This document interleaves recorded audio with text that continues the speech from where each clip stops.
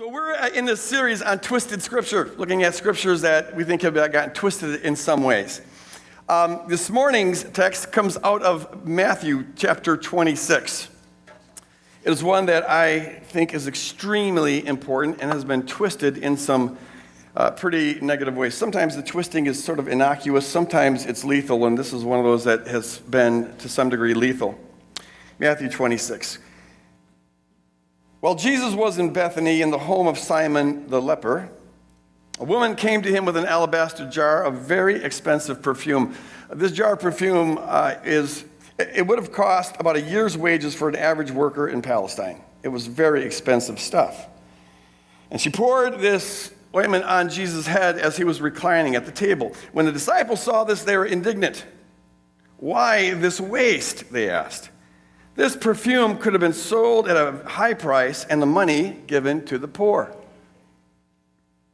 It seems to me to be a rather reasonable complaint. What's more important, feeding people or smelling good? There was a period of my life where I was really bothered by this whole thing because I found myself siding with the disciples against Jesus, and that's never a good spot to be in. Aware of this, Jesus said to them, "Why are you bothering this woman? She's done a beautiful thing to me. The poor you will always have with you, but you will not always have me."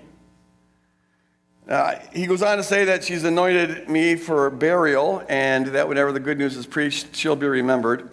And I'm leaving that part off, and I'm even leaving out the explanation as to the full scope of what the legitimacy of the disciples' complaint, because I want to zero in on just the problematic passage. What does Jesus mean when he says, "The poor you have with you always"? What is the meaning of that?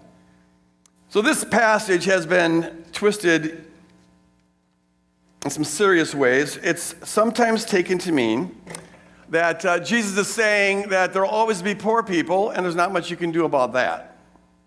No matter what you do, there's going to be poor people, so spend your money on me. And it's led some to believe that the church is supposed to focus on eternal matters, not temporal matters. We should save souls, not try to fix the world and alleviate poverty, because after all, what difference does it make whether you're well-fed but don't go to heaven? And the church should focus on spiritual matters, on the soul, and not try to alleviate all the issues that deal with the body. Or some have said that the church, as this lady illustrates, the church's job is to be involved in extravagant worship. It's far more important to worship Jesus than it is to try to alleviate poverty, because there will always be poor people.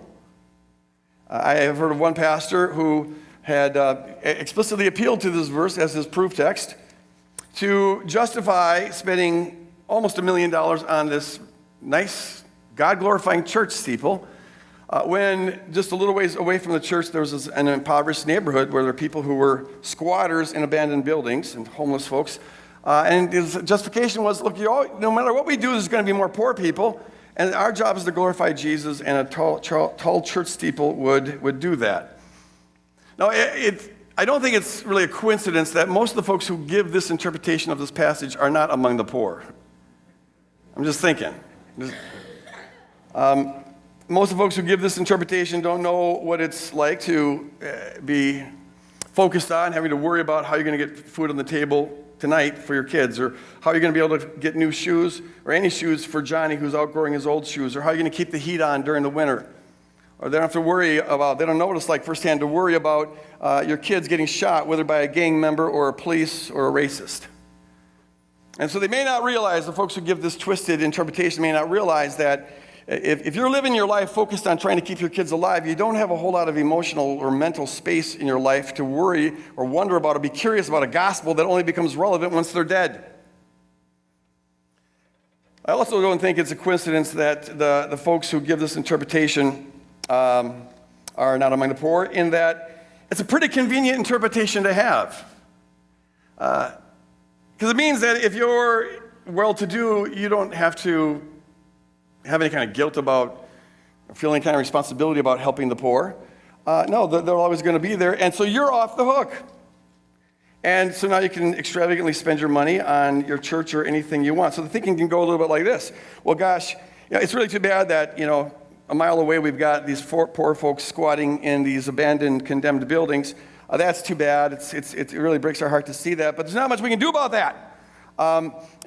Jesus himself said the poor will always be with us, and we try to do our part. We offer, we open the door for them to go to heaven by giving them some tracts now and then. We do our part. On Christmas, some folks even go down there and give out Ken and Barbie dolls because they can't afford Christmas presents. So we do our part, but our job is to extravagantly worship Jesus. And so we're going to build this wonderful $1 million steeple. It'll be so God-glorifying. We'll have a neon cross that blinks on top of the whole thing, so everyone in the city can see the cross. And underneath, we can just have this title rotating around the whole steeple, like they do on Wall Street, and it will say, "God bless America and have your best life now." It will be so glorifying to God.